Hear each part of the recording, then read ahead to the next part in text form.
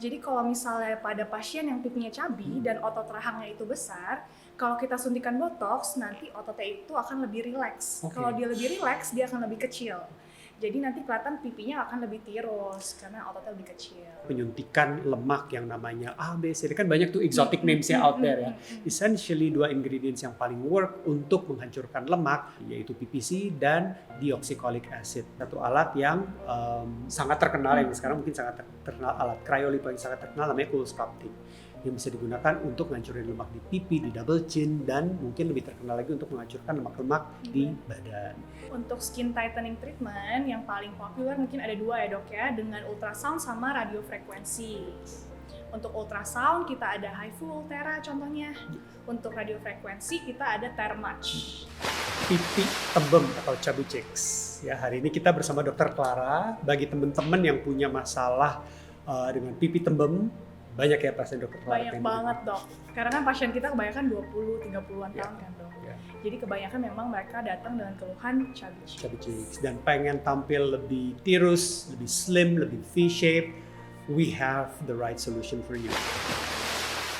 Kenapa sih sebenarnya pipi itu tembem tuh kenapa sih? Oke, jadi pertama nih waktu pasien datang kita harus assess dulu dok. Sebenarnya kenapa nih pasiennya pipinya cabi ya kan? Yang pertama dari mungkin lapisan yang paling dalam dulu ya dok ya, itu dari tulangnya. Tulang. Jadi mungkin memang pasiennya itu bentuk tulangnya memang lebar. Kalau memang tulang yang lebar, what's the solution? Only surgery. Only surgery. Jadi itu yang kalau teman-teman pernah dengar tentang jaw reduction surgery ya, yang biasa dikerjain itu di Korea ya, yang dari kotak bisa jadi slim banget, itu karena masalah tulang. Tapi most patients itu biasanya bukan di situ ya masalah itu Korea. Oke, what's their problem biasanya selain tulang? Selain tulang, kan di luar tulang itu ada otot kan. Ya. Jadi kadang pasien itu cabi karena ototnya itu besar, otot kunyahnya atau kita bilang masseter muscle. Kalau memang masalahnya karena otot, what is the solution? Paling gampang sebenarnya dok, karena dengan satu kali treatment aja hasilnya biasanya udah kelihatan. Ya. Kita bisa botox rahang. Botox. Wait, oke. Botox biasanya kan kalau orang tuh selalu berpikiran, apalagi kalau pasien yang teman-teman yang lebih yang in their 20s, mereka nonton kayak, aduh botox itu kan biasanya kan kayak perawatan mami-mami gitu ya, perawatan untuk orang yang lebih berusia. Ternyata bisa untuk pasien lebih muda dan ternyata bukan hanya untuk kerutan, bisa untuk nirusin. Yes, benar. Karena botox itu kan dia, cara kerjanya sebenarnya dia merilekskan otot kan dok. Jadi kalau misalnya pada pasien yang pipinya cabi dan otot rahangnya itu besar, kalau kita suntikan botox nanti ototnya itu akan lebih rileks. Kalau dia lebih rileks dia akan lebih kecil. Jadi nanti kelihatan pipinya akan lebih tirus karena ototnya lebih kecil. Cara kerjainnya tuh kayak gimana sih prosesnya? Boleh dijelasin nggak satu persatu? Prosesnya itu cepat banget dok. Injectionsnya juga cuma sedikit, 3 di kanan, 3 di kiri biasanya.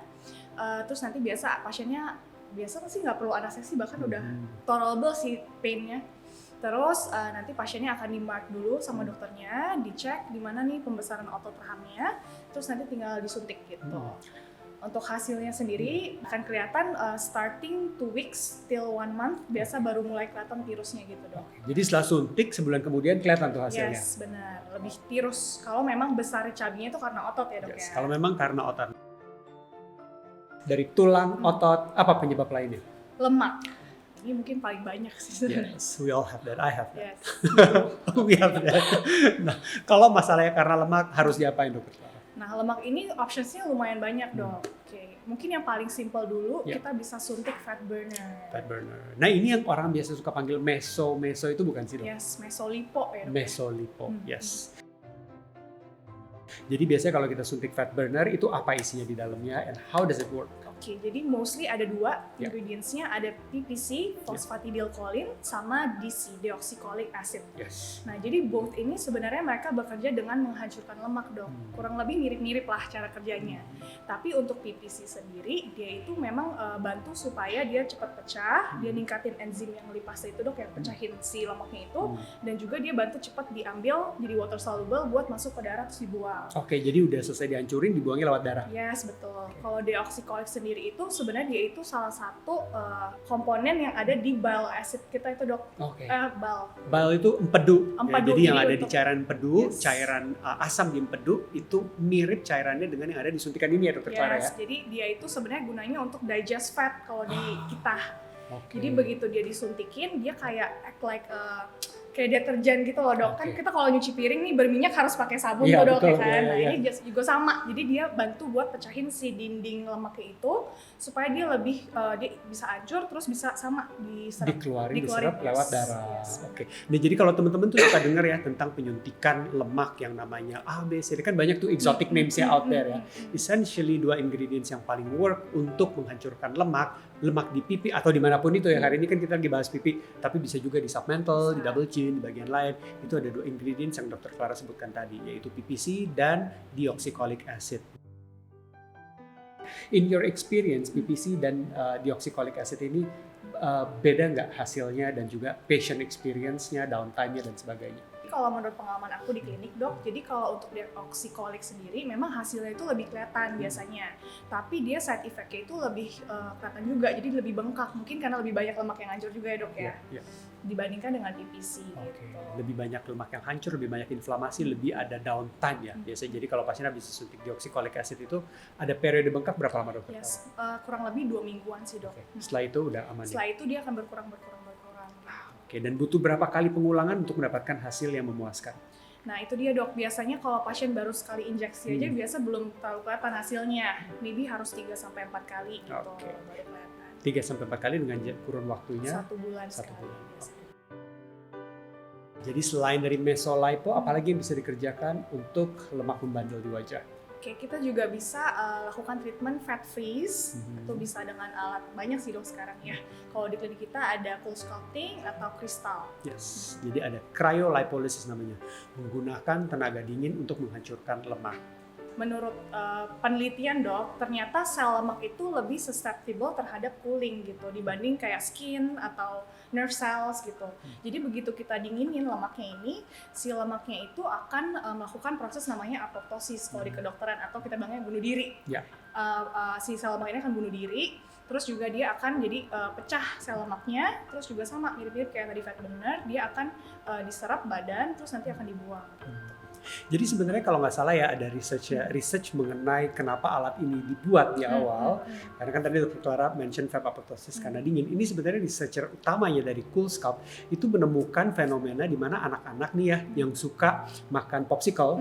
Popsicle itu kan dingin gitu kan, es mambo gitu kan. Mereka sering sedotin popsicle. Kenapa bagian pipinya tuh kayak lebih kurus setelah sering makan popsicle ini gitu. Nah dari situ mereka membuat teori bahwa sepertinya ini karena dingin ya nih, karena dingin dari es yang menyebabkan lemak di bagian pipi anak-anak tersebut malah menjadi tirus. Nah dari situ dipelajari lagi in detail sampai akhirnya menjadi satu alat yang sangat terkenal, yang sekarang mungkin sangat terkenal, alat cryolipo yang sangat terkenal namanya cool sculpting, yang bisa digunakan untuk menghancurkan lemak di pipi, di double chin, dan mungkin lebih terkenal lagi untuk menghancurkan lemak-lemak di badan.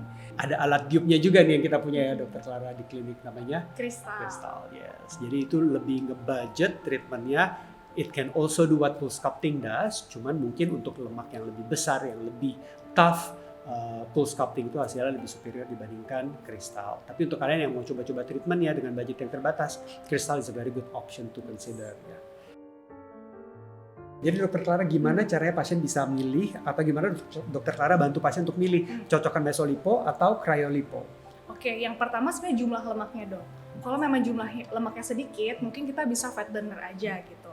Tapi kalau misalnya cukup banyak jumlah lemaknya, kita bisa options lain yaitu cryolipolysis gitu. Kenapa? Karena untuk cryolipolysis sendiri itu kan kita perlu jepit, jadi butuh lemak yang lumayan banyak dok. Satu itu.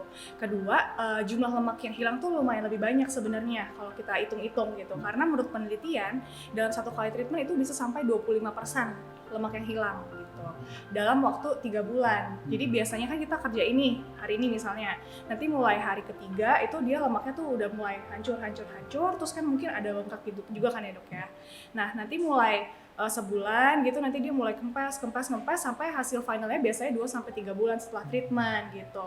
Nah seandainya nih setelah 1 kali treatment pasiennya masih kurang puas dan mau lebih banyak lagi lemak yang hilang, nah itu kita bisa ulang lagi gitu. Oke, jadi setelah 2-3 bulan kemudian. Sedangkan kalau mesolipo itu dikerjakannya sebulan sekali. Nah, ini ada alat terbaru namanya Morpheus. Morpheus ini menggunakan teknologi needle RF atau needle radio frekuensi yang digunakan untuk menghancurkan lemak sekaligus mengencangkan kulit.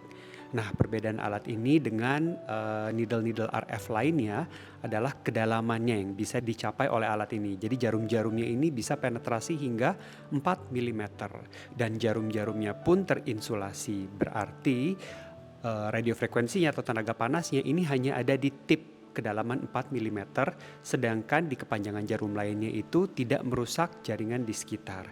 Jadi alat ini bisa digunakan secara aman untuk menghancurkan lemak-lemak yang tebal di bawah kulit. Jadi kita udah bahas dari tulang tadi, dari otot, dari lemak. Anything else? Skin mungkin ya dok ya. Skin, yes. Jadi kalau kalian yang kulitnya rada ngondoy atau rada saggy, itu pada saat skinnya itu kita treat, hasilnya kulit akan kelihatan lebih kencang dan lebih efficient. Jadi what can we do to tighten the skin?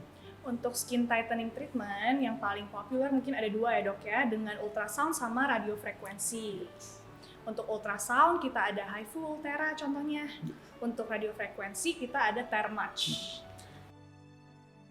Apa bedanya menggunakan radiofrekuensi dan ultrasound? Jadi beda di lapisannya dok, selain mekanisme cara kerjanya juga beda. Kalau untuk lapisan sendiri, kalau untuk Thermach atau radiofrekuensi itu lebih ke lapisan dermis atau lapisan kulit tengah ke atas. Tapi untuk ultrasound dia bisa masuk ke deeper layer, jadi dia lebih untuk ke lapisan tengah ke bawah, di dermis, sukutan sampai lapisan SMAS. Gitu. Nah, lapisan SMAS ini tuh lapisan yang menyambungin kulit, otot dan sebagainya itu ke tulang, yang nempelin ke tulang itu lapisan SMAS dan ligamen namanya. Nah, ini ditreat oleh teknologi ultrasound tadi. Nah, kan tadi udah dijelasin sama Dr. Clara, kalau Ultera atau ultrasound dengan Thermach itu works in different layers ya. Jadi kalau Thermach itu di bagian atas dan bagian tengah, dan Ultera itu bagian tengah dan bagian bawah. Di samping dari itu cara kerjanya sendiri juga beda ya Dr. Clara ya. Beda. Jadi kalau Thermach itu bekerja dengan cara bulk heating atau dihangatkan secara keseluruhan, hangat ini akan menyebabkan kulitnya itu jadi mangkring gitu loh, jadi lebih kenceng, kolagen akan lebih terstimulasi, lemak-lemak yang adanya di bawah kulit ini kan ada kompartmennya tuh di sekitarnya, karena dia kompartmennya lebih kenceng, lebih tight, jadi otomatis lemaknya seolah-olah kesannya tuh lebih kecil, walaupun Thermach sendiri belum terbukti untuk membakar lemak. Jadi dengan cara mengencangkan kulit dan fat compartment di sekitar lemak, otomatis wajahnya akan kelihatan lebih tirus dan lebih kencang. Jadi kalau untuk Ultera sama HIFU sendiri, dia cara kerjanya juga sebenarnya tujuannya untuk menstimulasi kolagen. Tapi caranya adalah dengan membuat perlukaan-perlukaan kecil di bawah kulit.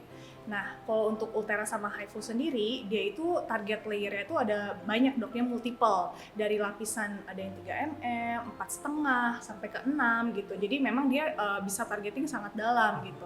Dan nanti perlukaan kecil ini dia akan bikin stimulasi kolagen baru. Sehingga kolagen baru itu kan udah pasti lebih bagus, lebih kencang ya dok ya. Jadi nanti kulitnya akan terlihat lebih lifted gitu.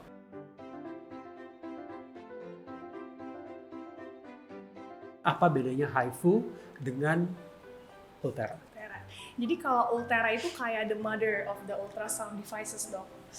Karena dia itu adalah pioneer-nya, jadi dia yang pertama kali bikin gitu. Sampai sekarang belum ada machines yang punya imaging kayak Ultera. Jadi waktu kita kerjain itu ada ultrasound imagingnya. Nah itu kenapa penting? Karena itu buat dokter bisa pastiin kalau lapisannya itu kena di lapisan yang tepat. Nah, HIFU itu sebenarnya mesin-mesin yang banyak dibikin juga mengikuti sistemnya Ultera sebenarnya. Tapi cara kerjanya tuh sebenarnya sama gitu. Dupe-nya gitu lah ya. Iya, dupe-nya Ultera. Jadi HIFU itu dupe-nya Ultera dan we have both treatments in the clinic ya. Jadi menurut pengalaman Dr. Clara, perbedaan saat menggunakan HIFU atau menggunakan Ultera itu gimana bedanya?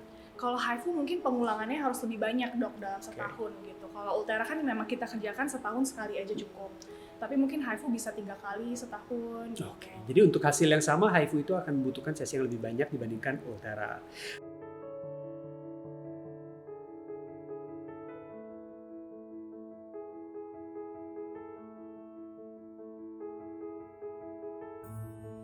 Kalau untuk radio frequency, what device would you recommend?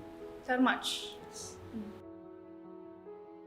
Karena kita mau stimulate kolagen, Dok. Itu kan sebenarnya mekanismenya untuk stimulasi kolagen tuh untuk mencengin. Otomatis butuh waktu buat bikin kolagen itu kan, Dok ya. Jadi mostly sih kelihatan setelah 1-2 bulan. Itu baru mulai kelihatan tuh, Dok, mukanya bakal lebih kencang gitu. Jadi nggak langsung biasanya. Butuh diulang nggak sih perawatannya? Ya, butuh diulang. Biasa setahun sekali. Oke. Kalau untuk ultra sama launch. Satu point of assessment yang kadang-kadang kurang itu adalah proporsi wajah secara keseluruhan. Jadi they actually look chubby bukan hanya karena chubby di sini, tapi karena kurang proyeksi di bagian dagu. Nah, biasanya kalau untuk pasien-pasien tersebut, apa yang kita sarankan? Oke, solusinya juga bisa di filler dagu, Dok. Karena selain dia bikin dia lebih V-shape, proportional lebih bagus ya, dia juga bantu side profile lebih sedikit maju, sehingga double chin-nya juga kelihatannya lebih kecil pasti. Oke, jadi karena ditarik oleh filler dagunya, double chin itu kelihatan as if lebih tirus. Yes. Gitu ya.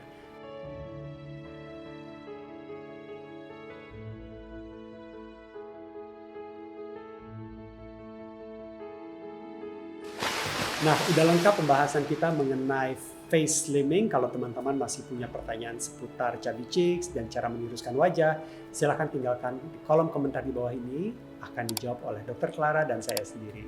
Terima kasih telah menonton.